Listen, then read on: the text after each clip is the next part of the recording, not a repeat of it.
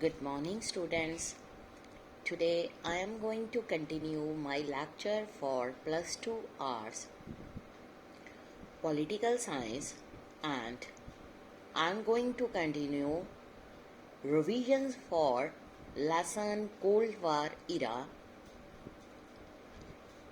In my previous lecture, I have told you about two superpower blocks and give thorough review of some basic points that should be remembered. Now let us start. In 1960, United States of America and union of Soviet socialist republics इन दोनों ने मिलकर sign किया 3 significant agreements. These were Test Ban Treaty, Non-Proliferation Treaty, and Anti-Ballistic Missile Treaty. Now, non-aligned movement.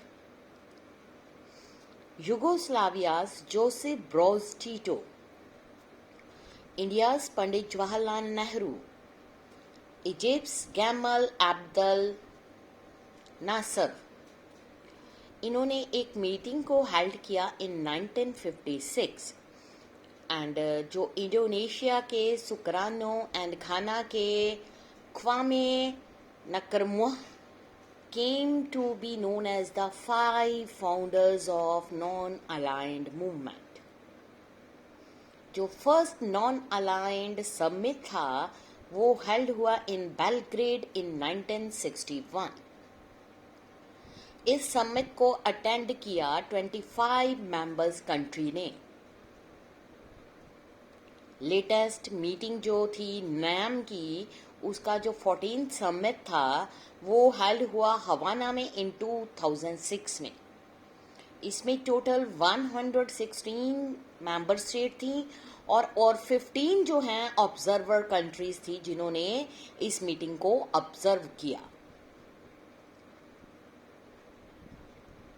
आइसोलेशनिज्म sum up क्या करता है कि foreign policy है जो यूनाइटेड स्टेट की from the American war of independence in 1787 up to the beginning of First World War.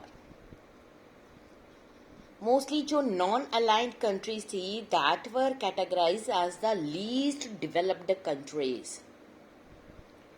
जो United nation conference थी on trade and development UNCTAD brought out a report in 1972 जिसको title दिया गया towards a new trade policy for development. जो idea था new international economic order, it is rented to the least developed countries. जो India है उसने sign किया treaty of friendship in August 1971 with USSR for 20 years.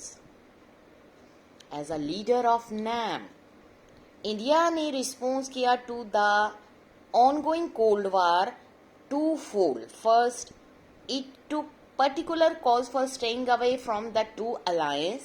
Second, it restricted decolonized countries from joining any of the alliances. तो ये चीज़ जो है during first second world war और उसके बाद नेक्स्ट आ जो कोल्ड वार के दौरान इन चीज़ों पर जो है एक जिसको कह लो कि मतलब अलग अलग कंट्रीज ने इस पर ट्रीटीज एग्रीमेंट साइन किया ताकि किसी को किसी की तरह से भी सुपर पावर का आर्मी का थ्रेट ना हो. Now let us start with some dates timeline that is known as chronology timeline of Cold War. Second World War, always remember that is from 1939 to 1945. These chronology या timeline जो है Cold War के दौरान it is necessary for all of you to remember because you are going to give midterm exam that come in the form of MCQs, and these timelines are very important for you. United States जो है उसने drop किए 2 atomic bombs on Japanese 2 cities like Hiroshima and Nagasaki on August 1945. American president जो है Henry Truman doctrine about the continent of communism in Greece and Turkey 1947. Marshall plan, US aid for the reconstruction of western Europe, ये था 1947 to 1952. Next है North Atlantic Treaty Organization NATO, इसमें ये था formed in April 1949. Berlin blockade by the Soviet union, airlift of the supplies to the citizens of West Berlin by US and its allies 1948 से 1949. Korean वार यानी कि divisions of Korea along the 38th parallel, ये हुई है 1950 to 53. Defeat of French by the Vietnamese at Dien Bien Phu 1964. इसमें अलग अलग चीजें आएंगी जो 1954, ये सारी एक ही ईयर में हैपनिंग इनकी हुई है. इसमें आएगा signing off Geneva accord, division of Vietnam along the 17th parallel and formation of सीटो. उसके बाद अमेरिका ने इंटरवेंशन की इन वियतनाम 1954 से 75 तक. साइनिंग ऑफ बगदाद, इसमें था पैक्ट लेटर जिसको सेंटो का नाम दिया गया, ये था 1955 में. उसके बाद सोवियत इंटरवेंशन इन हंगरी, ये 1956 में. उसके बाद US sponsored Bay of Pigs, invention of Cuba, construction of Berlin wall, ये सब कुछ हैपनिंग हुई 1961 में.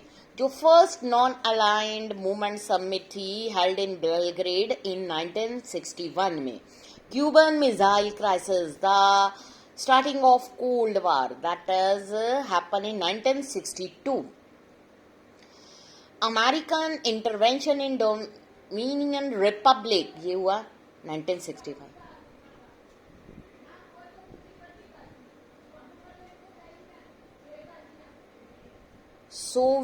इसमें आ जाएगा next Soviet intervention in Czechoslovakia 1968. US president Richard Nixon visit to China 1972. Vietnamese intervention in Cambodia 1978 से 89.